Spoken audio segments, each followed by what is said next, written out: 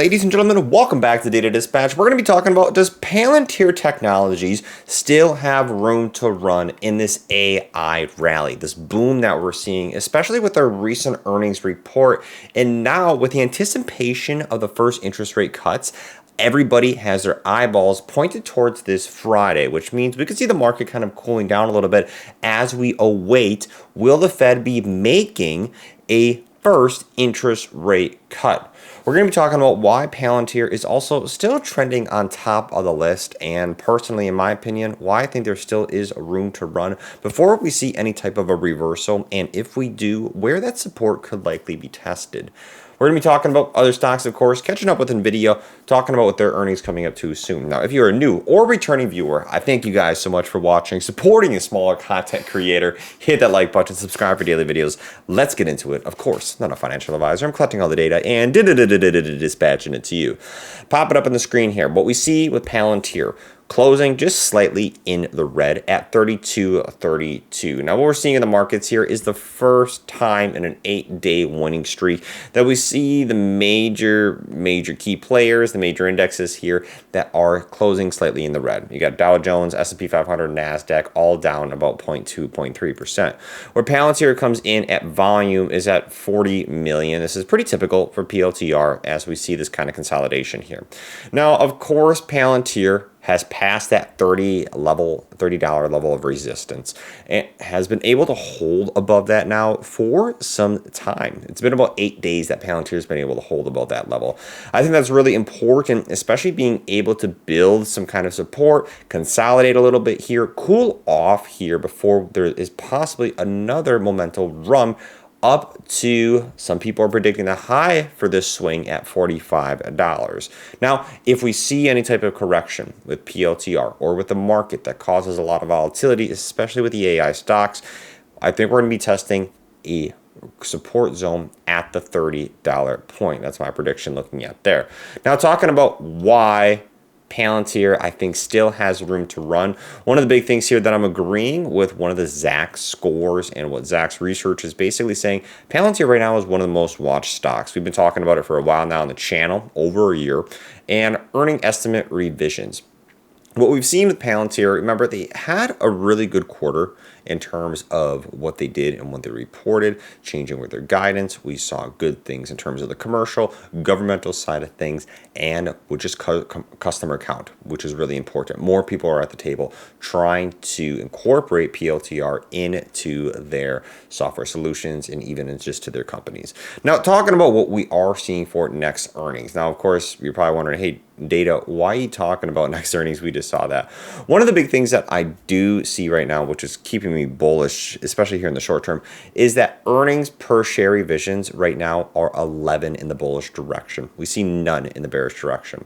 So we're seeing these changes from Wall Street on what the current expectations are for Palantir in the next 3 months for the next quarter. And what Zacks does here is basically utilizes their ranking system 1 through 5 and really relies on the earning estimate revisions.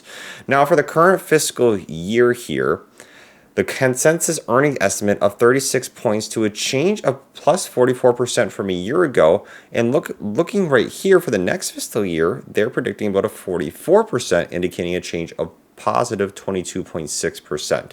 Now, what this means is that Zacks likes this, and Palantir Technologies is rated a Zacks rank number 2 for a buy.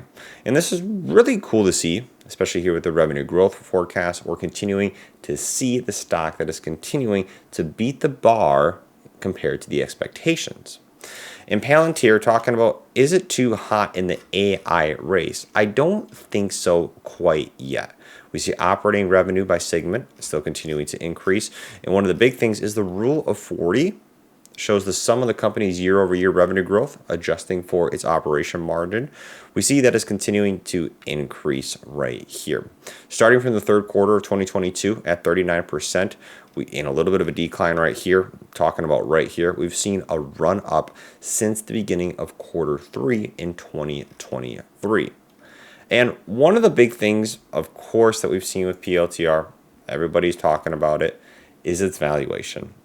Of course, prices are high, that is where the ranking is not going to look the best for Palantir. And I mean, it makes sense. You can see right here, factor grades, growth, profitability, momentum, revisions, all at an A. Valuation here is at an F. However, I think with the momentum that we have in the market right now, I'm not entirely concerned. If people are so concerned about the valuation with PLTR, maybe that's not the best stock, because I don't think a lot of these AI stocks are trading at a high valuation right now with where the market is. We're talking about the momentum that's behind this and kind of unfortunately throwing that valuation out the window at this moment. Now with the market, we got the 8-day winning streak that did snap. That is okay, a little bit of cooling off. We've had an amazing return in August here in terms of a rally return after we saw that sell-off in the beginning of August. And like I talked about, the three major indexes cooling off here as focus is really shifting towards the Fed chair's speech at Jackson Hole later this week.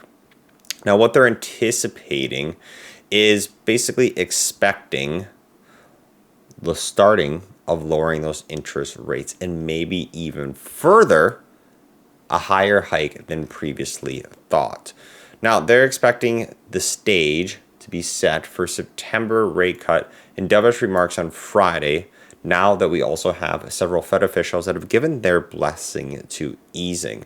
One of the big debates that we talked about in yesterday's video is the probability of that 25 basis point, 0.25%, or 50 basis point, 0.5%, if that's going to be the first cut. Right now, as we speak, it's about a 72% probability that we're going to see at least a 0.25% cut and about a 28% probability at a 0.5% cut. That's what I've last seen in sources. Could have changed slightly. That's what we're expecting right now. You see here, Lowell's comes in. Stock fell after the company cut its annual earnings, and we do have some more earnings that are up ahead of us. One of them is NVDA. Second quarter earnings preview, and especially what's been happening with this stock as it's really had a heavily influence on the market. Now, we've seen NVIDIA, of course, explode at 127, down about 2% on the day, and also had a great reversal at that $100 point earlier in August. And that was when Palantir was down at like 21, 22.